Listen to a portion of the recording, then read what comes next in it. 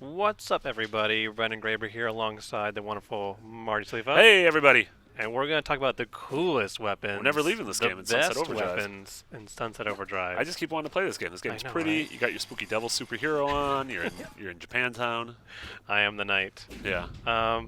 But Sunset Overdrive, like, every weapon in this game is so unique and so awesome that it's hard to pick, like, some of the best ones. But I found that in my playthrough, at least, like, I was always switching to certain weapons. Yeah, which is kind of cool because when we were talking about it, I think we had a couple that we gravitated towards the same, but then we also did different ones. So it's not like they're a clear-cut, like, this weapon sucks and this weapon's rad. It's sort of on playstyle. It's also a gamble because the same currency you need for weapons, you also need for maps to get collectibles. Yeah. So I recommend, thanks to the hard efforts of me on the wikis, forego the maps and go to our Sunset Overdrive wiki, and we have an interactive map of every collectible. You suffered so that they don't have to. Yeah, so you can get all the weapons fast. So let's start with our first awesome weapon.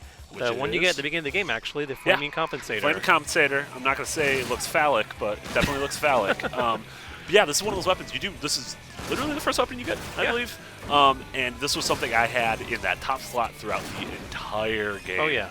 And it just gets better over time. It does, and it works well against. So that's the other thing is that weapons in Sunset they work better against certain creatures. Like you see right here in the bottom right-hand corner, works really good against OD, and it works pretty good against humans, but awful against robots. Yeah. So, I still use it like in a pinch. Like, oh, yeah, absolutely. Used against robots. It's just not the one you want to go to. And it seems, especially against, it has sort of a wide area. If you shoot it against a big mob of guys, they'll take out a few of them.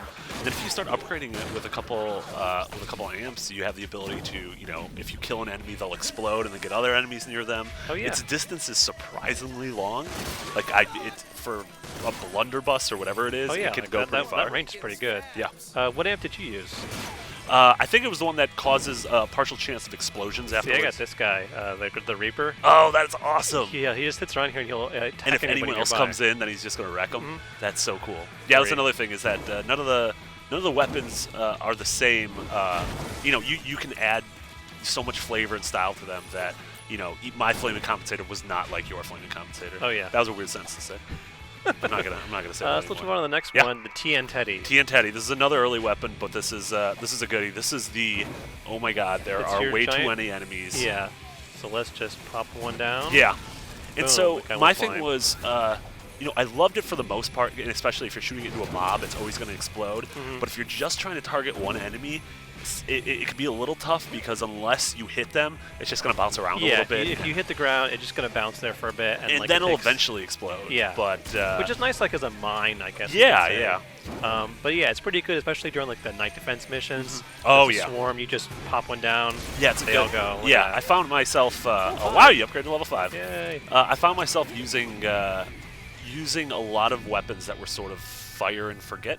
And not like this wasn't the same as some of the weapons we'll look at soon, but to me it was nice because I could just fire it and then be like, all right, now I can immediately go to the next thing without even looking if it actually did its job because it's probably gonna do its job. And I also upgraded mine with the Winter's Coming amp. Oh, is that where it freeze enemies? Yeah, that's great. Because then if I used it against like a big Herker, he would just stay there and I could keep popping shots at him and he would not run away. Yeah, that's another huge thing. And it seemed to work. It worked pretty well against all manner of baddies in the game. Oh yeah. So next we have. Let's go to the Roman Candle. Roman Candle. This was ended up becoming my sort of machine gun du jour. Like the high fidelity is nice, but like I found that it was too unreliable. Yep. It was only good against OD and nothing else. Yep. Oh, it was awful against robots. Yeah, and it just bounced around everywhere. But like the Roman Candle is one of those things where it would ignite enemies. Yeah. And like every single shot will explode. Yep.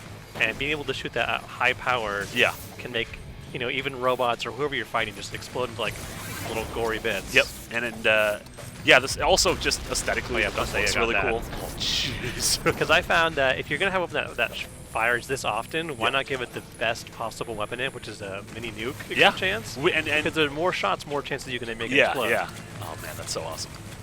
Yeah, look how fast they go down. And you have the lightning cloud around you that's zapping all the also helps. zapping all the robots. Yeah, this is cool. There's another firework gun. What's it called? Something of this. The one-handed dragon. Yeah. Which sort of fires a single shot, but if it hits an enemy, it creates like a big explosion in the air. I wasn't a big fan of that one. while we have all these robots, let's go to my favorite robot killing weapon, the charge beam. Charge This beam. one is hard to get because you need 100,000 overcharge. I didn't actually buy this one. Yeah, like I only got it like post game. But Yeah. then I wish I had it for the last missions because once you have this, you take a short burst. Oh my god! Any robot in this game. So does it keep firing? Like if you keep It is holding like it down a, while you have maybe like a ammo? 3-second Okay, burst. gotcha. But if you're like, it's usually the best when you're running into a battle. When you're already in a battle, if you get hit while the charge beam's active, It's it'll gonna stop. mess it up. Yeah, that sucks. But if you just kind of like sweep by, it can be really useful taking out like a huge swath of enemies at once. And I found the robots by the end of the game were the biggest sort of they're really problematic. And so you get the ones having like I think that one's the one that sort of it's like a cannon face and they'll fire off cannon shots at you. Like this guy. Oh god, and that guy. Yeah, I used I think it was the pulse rifle, which is like it's a robot gun, but it's more of like a machine gun, or like an assault rifle. Yeah, this looks great though. And especially for these guys, it's good to pair some of your high damage weapons with our other favorite weapon, which is Freeze Bomb. Freeze Bomb. Yeah, the Freeze Bomb is, to me, it's invaluable. I mean, it doesn't do a whole lot of damage. No. What it does is you take a few shots. Yep.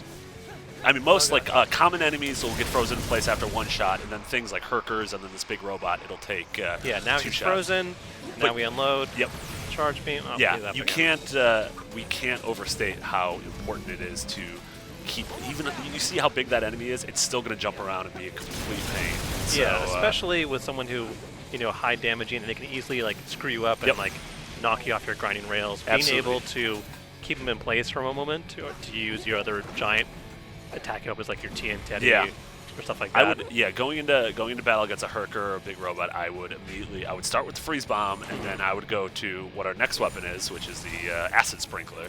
Yes. And that was the one that... This is one that I actually didn't use a lot. Oh, really? You said you had a really good... I was using it all the time. So, and especially I would pair the Acid Bomb with a Freeze Amp, which meant that there was a good chance that if someone got hit with acid, they were going to freeze. So it was just like that a a really good combo. Yeah, it was like a fly trap where like as soon as they get caught in the middle of it. Yeah, because this thing is another one of those like fire and forget weapons. Yeah, especially exactly. for like night defenses where you can just lay a couple down almost like traps and okay, I would to the next area. Because those defenses get pretty hectic by the end of it. Yeah. So being able to sort of, if there's 6 entrances, being able to lay down acid sprinklers at 2 of them and just be like, all right, I don't have to worry about these places for 25 seconds is invaluable. There's also one I would say was my runner-up prize. Is the Pulse Mine. You get it really late in the game, but it's really good for like the last mission. Yeah. It's basically one of those defense things where it launches these pulsing mines that do huge amounts of damage. Oh, that's perfect. Especially to robots. Yeah. And there's a couple of quests in this game where it's like you have to get to an area, then you have to like either clear it out or hold off. Oh yeah. And roaching like enemies a robot for a while. invasion. Yeah. Especially I think some of the quests are called like Take Back the Streets. You got to raise these flags, and all these robots will come and try and get you. I just basically just pop 3 down. Yep. They would never even get near me. Yeah, that's awesome. Yeah. So yeah, I mean, there's so many different combinations here. So if you have any good weapon combinations in the comments, just share them with us. Yeah, we'd love to hear them. Yeah, for sure. And for more things on crazy, wacky, exploding teddy bears and Sunset Overdrive, keep it locked right here on IGN.